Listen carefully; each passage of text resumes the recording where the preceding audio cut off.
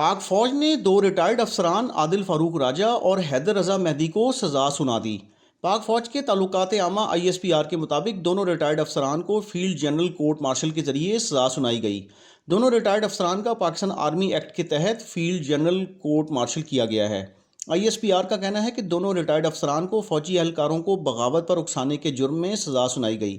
अदालत ने 7 और 9 अक्टूबर 2023 को दोनों रिटायर्ड अफसरान को मुजरिम करार दिया था।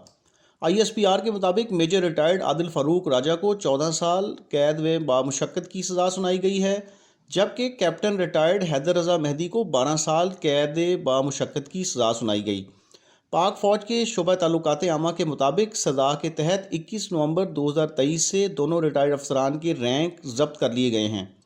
ख्याल रहे कि सज़ा पाने वाले पाक फ़ौज के दोनों रिटायर्ड अफसरान अपने सोशल मीडिया बयानात और वीलॉग्स में पाक आर्मी और आला अफसरान के ख़िलाफ़ इंतहाई नाजेबा ज़ुबान इस्तेमाल किया करते थे।